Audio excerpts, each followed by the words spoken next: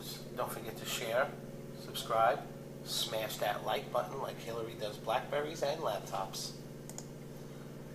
Here are but a few of the key contributions Hillary Clinton provides in her role as Secretary of State. Irons out wrinkles. Washes the blood from her hands. Watches her soaps. Launders money. Scrubs hard drives. Vacuums the cash. Thanks, Hillary. We have a couple breaking stories, 3 to be exact, so let's do this. First, Kellyanne just turned to the camera and said the one thing the Democrats never wanted getting out. A story by Dustin Shelton. And this Republican senator just ripped off cryberry Chuck Schumer's mask and exposed his evil plans for Trump. By Paris Wade. And finally, by Emily Noack, Hillary said this one sick thing about health care. Immediately Trump swung back. Okay, so let's get into this. First, Kellyanne. On Thursday, the GOP released a draft to repeal and replace the horrible health care bill known as Obamacare. Since its release, deceptive Democrats have been doing everything in their power to push back against the replacement of their failing Obamacare. Sunday morning, Kellyanne Conway came out in an attempt to disperse the nasty rumors the Dems started about cuts to Medicaid. The Dems and fake news have been trying very hard to push these lies across the country by saying there will be huge cuts to Medicaid. Conway shuts down these lies immediately. There are no cuts to Medicaid, Conway announced on ABC Sunday. In an interview with CNN, Conway defends the bill, laughing at the Democrats who are calling the change to Medicaid a cut to the program. Only in Washington would something like this be called a cut, Conway stated.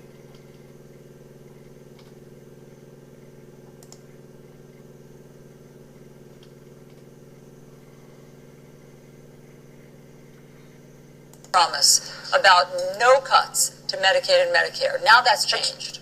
But only in Washington would something like this be called President's promise. What about that campaign promise about no cuts to Medicaid and Medicare? Now that's changed. But only in Washington would something like this be called a cut, where over time there are protections in place for the disabled, for the elderly, for the poor, for the non-working poor, for children, for pregnant women. And it's going to allow states to decide what they need to help those in need with less in money. Their states.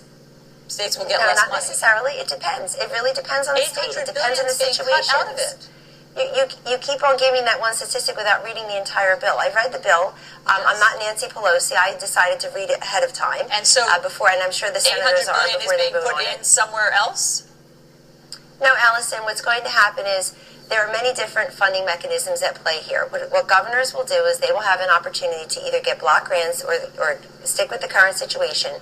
And as you remember in the House bill, late in the game, there was an additional many billions of dollars infusion of cash to guarantee that very narrow slice of the population who went with 63 days of non-continuous coverage and also happened to reside in a state where that state will opt out of that type of Medicaid funding. So there are many different protections in there. I just don't want everybody scaring people to think that they're going to lose their benefits and their coverage without giving a full accounting of everything that this includes. Ooh, what's that? Medicaid cut isn't an actual cut. I like that shot of her, just, right? So there are many different protections in there. Okay. All right. Imperative. Conway on NBC this week. Its founding wasn't meant to help the poor, the sick, and the needy. Its founding was meant to help the poor, the sick, the needy, the disabled children, some elderly, women, particularly pregnant women, Kellyanne said. What we are doing now with health care is clearly not working. And in order to fix what is broken, there must be change. The Democrats need to stop holding back this change and instead need to pursue it in order to make America great again. Okay, next story. And if you don't mind, take it to the top. There we go. This Republican senator just ripped off Chuck, the cryberry Schumer's mask, and exposed his evil plans.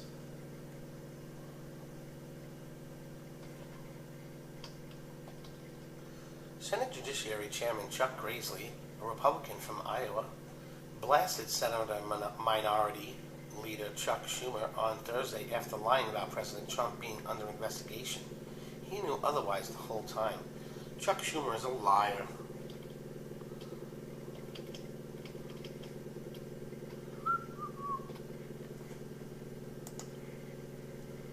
Finally came out. The FBI was not investigating President Trump in the Russia probe. So the media was wrong. So the Democrats were wrong. So the wild speculation and conspiracy theories ended up harming our country. They played right into Russia's hands. And how did we all learn about this truth? In President Trump's letter removing Mr. Comey from office, at first, most didn't believe it. The media scoffed when they wrote what the president said in that letter. They insisted that Mr. Comey would never tell the president he was not under investigation. Well, we learned earlier this month from Mr. Comey himself that he had done exactly that. It wasn't a surprise to me because Mr. Comey had told me the same thing. I have to note something else here. Mr. Comey didn't just tell the president, Senator Feinstein, and me that the president was not under investigation. He had also told the Gang of Eight. Of course, the Gang of Eight includes Senate Minority Leader Senator Schumer. But even after Mr. Comey told the Gang of Eight that the president was not under investigation, the minority leader told the media that the president was under investigation. That's a crime, and right? Of course, that further helped feed media hysteria. The majority leader even tried to say, or the minority leader even tried to say that the Senate shouldn't vote on the Supreme Court nomination because the president was under investigation. And the whole time, he knew it wasn't true. So media hysteria and baseless political attacks filled the vacuum left by Mr. Comey's failure to inform the public, to be transparent, to be accountable. The odd thing about it is none of this fiasco had to happen. If Mr. Comey had just been transparent with the public, as I urged him to be, it could have been avoided. Unfortunately, now it looks like Mr. Comey and the media might be doing the same thing to Attorney General Sessions. Okay. Well, what do you know? Chuck knew the whole time.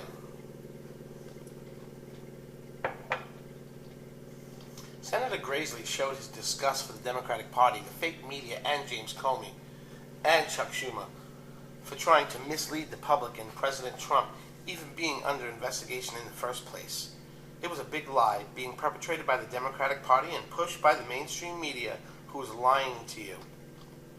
After the meeting, I publicly called for Mr. Comey to tell the public what he told us about whether the President Trump was under investigation.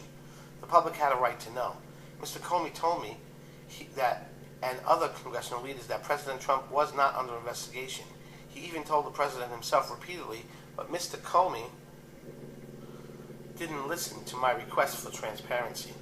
He didn't listen to the president's request. Only months later, has the truth finally come out. So that makes Comey a massive traitor, leaker, slimeball, okay? So the media was wrong. So the Democrats were wrong.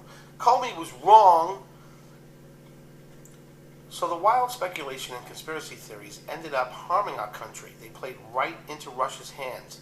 And how do we learn about the truth? In President Trump's letter removing Mr. Comey from office. Share this and show all Americans what the Democrats did. We know what they did, but here is now the proof. Trump was never under investigation, and Chuck Schumer and other leaders knew it, and they still pushed it. That's got to be a crime in my opinion. And finally, the person who started this all, Hillary said this one sick thing about health care. Immediately, Trump swung back. Despite losing 2 presidential elections, Hillary Clinton still seems to think we want to hear what she has to say. Surprising to no one, Hillary has come out against the health care bill Senate Republicans revealed on Friday. Here's what she has to say. Forget death panels. The Republicans passed this bill. There's the death party. They're the death party. You know something? Wow. Can you be any more alarming?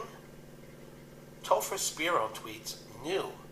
From us and Harvard researchers, the Senate bill could result in 18,000 to 28,000 deaths in 2026. The death party. Okay, Hillary, think you might be exaggerating a bit? The woman has clearly lost her marbles. She also posted research from the Center for American Progress, a liberal think tank that should definitely be taken with a grain of salt. This is why it's so hard to take the Democrats seriously for anything they say. Hillary and the other Democrats are offering gross, hyperbolic reasons to vote against the bill. President Trump, on the other hand, took time on Friday to deliver a well-reasoned argument to support the bill because Obamacare is failing and we need to act fast. Here's one part of his awesome speech. Americans were promised lower premiums, more choices, and better access. Instead, premiums have doubled nationwide, and insurers are still fleeing the market that Obamacare has nearly destroyed. Americans in nearly 1/3 of all the countries have only one insurer to choose from on the exchanges, and many markets may soon have no insurers at all. It's really a disaster. Obamacare is simply not working. President Trump will fix it, even if the Democrats refuse to acknowledge the problem. The president ended the speech with this. But no matter what my administration will never stop fighting for you and for the healthcare system that you deserve. We'll get it done. Even if it don't have any help from the Democrats, we will get it done. Oh, this is his 623 weekly address. 3 minutes, we can do that. My fellow Americans, millions of families across our nation are suffering under the disaster known as Obamacare.